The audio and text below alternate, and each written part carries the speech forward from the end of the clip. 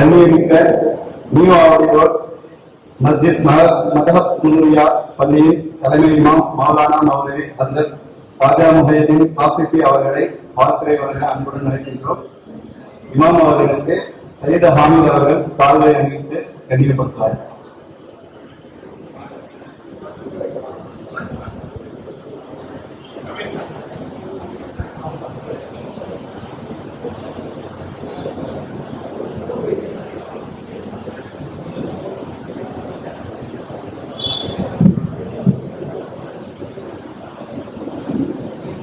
Alhamdulillah alladhina istafa wa la hadi istafa wa ashabi ulama. Qala a'udhu billahi minash shaitanir rajim bi fadli bismillahir rahmanir rahim. Qala Allah ta'ala Rabbana waj'alna muslimina lak. Sadaqallahul azim.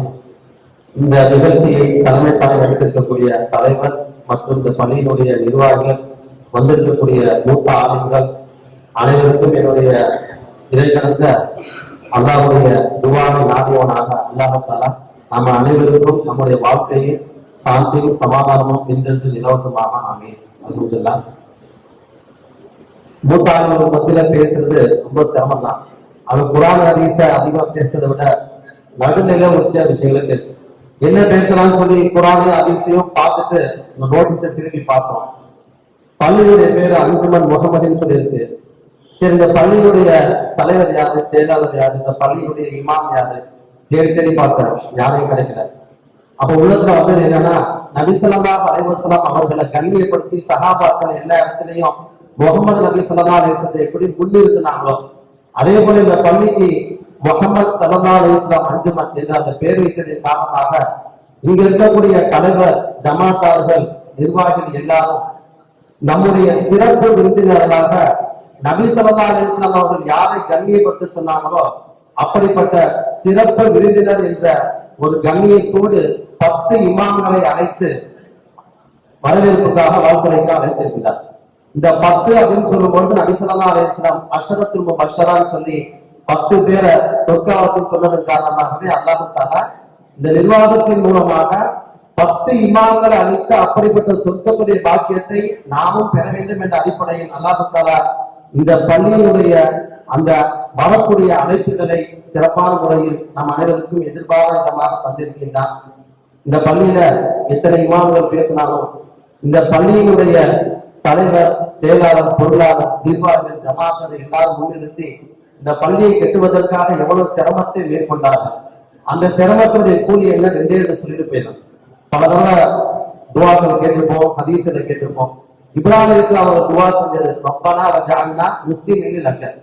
ரப்பே, இந்த பள்ளியை காபத்துல்லாஹை கட்டதின் காரணமாக என்னையும் என்னுடைய குழந்தையையும் முஸ்லீமாக ஆக்கிவிடு. ரப்பனா வஜஅல்னா முஸ்லிமீன லக்க வ மின் துர்ரியத்தினா. அப்ப ஒரு பள்ளியை கட்டுவதன் மூலமாக அல்லாஹ் தஆலா நமக்கு அல்லாஹ் கட்டுப்பட்டு வழிபடக்கூடிய பாக்கியத்தை தரும். 2வது பாக்கியம் என்ன கிடைக்கிறது? தன்னுடைய பிச்சிலங்கள், சந்ததிகள் முஸ்லீமாக வாழ்வதற்கான பாக்கியம் கிடைக்கிறது. யாருக்கு கிடைக்கிறதுனா, யார் இந்த பள்ளியை உருவாக்குவதற்காக சிரமப்பட்டார்களோ அப்படிப்பட்ட தலைவர், இமாம்கள் அனைவருக்கும் இந்த பாக்கியம் கிடைக்கின்றது. 3வதாக யார் இந்த பள்ளியை கட்டினார்களோ அவர்களுக்கு அல்லாஹ் தஆலா வஅரினா மனாசிக்கனா, ஹஜ்ஜுடைய காரியங்களை செய்வதற்கு அல்லாஹ் தஆலா அவர்களுக்கு பாக்கியத்தை தருகின்றார். அப்ப பள்ளி கட்டுபவர்களுக்கு அல்லாஹ் தஆலா தன்னுடைய குடும்பம், அவருடைய குடும்பத்துடைய சந்ததிகளை இஸ்லாத்தில் வைத்து ஹஜ் செய்யக்கூடிய பாக்கியத்தை தரான். அது மட்டுமல்லாம அவர்களுக்கு அவருடைய பாவங்கள் எல்லாம் மன்னிக்கின்றார். குர்ஆன்ல ஒரு ஆயத்துடைய மேல ஒரு கருத்துக்கும் உள்ள அதிகமாக ஆராய்ச்சி பண்ணும்போது உஸ்ஸூல் ஷாஃபில சொல்வாங்க, அந்த குர்ஆன் அந்த ஆயத்து எதை வலியுறுத்துன்னு சொல்லுது. அந்த அடிப்படையில ஒரு பள்ளியை கட்டக்கூடிய ஒரு குடும்பத்தை அல்லாஹ் தஆலா சந்ததிகளை முஸ்லீம் ஆக்கின்றான். 2வது ஹஜ் செய்யக்கூடிய பாக்கியத்தை தரான்.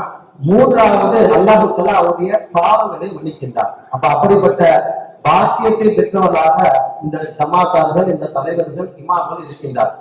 அது மட்டுமல்லாம ஆசியா அம்மையார் அவர்கள் பிறருடைய சோதனையிலிருந்து தன்னை பாதுகாத்து, ரப்பே எனக்கு அதுக்கு பதிலாக ஒன்றை கொடு கேட்டார். என்னன்னு சொன்னா, சொர்க்கத்துல ஒரு மாளிகை கொடு. ரப்பிபனி நீ ஐந்தக பைத்தன் ஃபில் ஜன்னah, சொர்க்கத்துல வீட்டை கொடு. அதே போல நபி ஸல்லல்லாஹு அலைஹி வஸல்லம் அவர்கள் சொல்லக்கூடிய ஹதீஸ் புகாரி, முஸ்லிம், திருமதி எல்லாத்துக்குமே வருது, முத்தஃபக்குன் அலைஹின்னு சொல்லுவாங்க.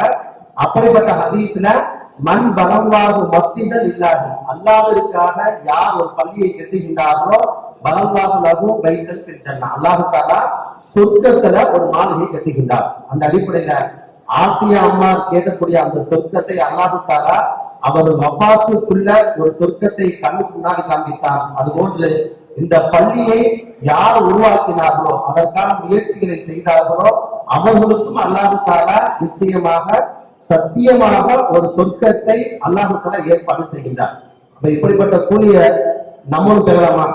நம்ம இந்த மஜ்லிஸை நியத்து வைத்துக் கொள்ளலாம். அல்லாஹ் தஆலா நபி ஸல்லல்லாஹு அலைஹி வஸல்லம் சொல்லியிருக்காங்க, யார் ஒரு பள்ளியை கட்டுறது, இது போன்ற பிரம்மாண்டமான பள்ளியை நம்மளால கட்ட முடியுமான்னு நம்ம ஒரு சிந்திக்கிறோம். மஸ்ஜித் நபவியை பார்த்து அது போல நம்மளுடைய பள்ளியை கட்டலான முடியாது, அது வந்து அடுத்தது வரும். அது போல நபி ஸல்லல்லாஹு அலைஹி வஸல்லம் சஹாபாக்கள் சொல்லிட்டு சென்றிருக்காங்க, நம்மளால் சக்திக்கு முடிந்த ஒரு பள்ளியை கட்டணும்.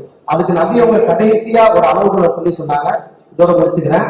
அப்ப நபி அவங்க சிங்கம் இருக்கு, அது ஒரு தொகை கெட்டது, அது உள்ள போய் தங்கும். ஒவ்வொன்றும் தனக்கு ஒரு வீட்டை கட்டி உள்ள போய் தங்கும். ஆனா பள்ளியை கட்டும் பொழுது குறைஞ்சது லாஸ்ட் கட்டம் இந்த உலகத்தை விட்டு வர்றதுக்குள்ள ஒரு பறவையினுடைய கூட்டோடைய அளவாக நீ என்ன செய்ய, உலகத்துல பள்ளிக்குன்னு சொல்லி ஒரு இடத்தை கொடுத்துட்டு வாங்க. பறவை அந்த கூட்டுக்குள்ள போவாது, நம்ம பார்த்துக்கலாம். பறவை முட்டை போட்டுன்னா கூட்டுக்குள்ள போவாது, அது அவங்க முட்டை மட்டும்தான் வைக்கும். அது போல இந்த உலகத்தில் வாழக்கூடிய காலம் எல்லாம் நாமும் ஏதேனும் ஒரு பள்ளிக்கு உதவி செய்து நம்மளால் ஒரு பள்ளி இந்த உலகத்தில் நிறுவ வேண்டும். அது பறவையினுடைய கூட்டோடைய அளவோட குறைவா இருந்தாலும் சரி, அல்லாஹ் தஆலா அப்படிப்பட்ட பாக்கியத்தை நமக்கும் தர வேண்டும் என்ற நியத்தோடு அல்லாஹ் தஆலா அந்த பள்ளிக்காக வேண்டி யாரெல்லாம் சிரமத்தை மேற்கொண்டு இந்த பள்ளியுடைய விரிவாக்கத்திற்காக முயற்சி செய்தார்களோ அல்லாஹ் தஆலா இங்க இருக்கக்கூடிய தலைவர், நிர்வாகிகள் மற்றும் இமாம் அல்லாஹ் தஆலா கண்ணியப்படுத்தி இந்த உலகத்திலையும் அவர்களுக்கு அபிவிருத்தியும் நாளை மறுமையிலும் அல்லாஹ் தஆலா ஜன்னத்துல் ஃபிர்தௌஸ் என்ற உயர்ந்த சொர்க்கத்தை அல்லாஹ் தஆலா அவர்களுக்கும் அவருடைய குடும்பத்தார்களுக்கும் நம்முடைய சந்ததிகளுக்கும் தந்தார் புரிவானாக. வாக்கு காரணமாக அல்ஹம்துலில்லாஹ் ரப்பில் ஆலமீன். அஸ்ஸலாமு அலைக்கும் வரஹ்மத்துல்லாஹி வபரகாத்துஹு.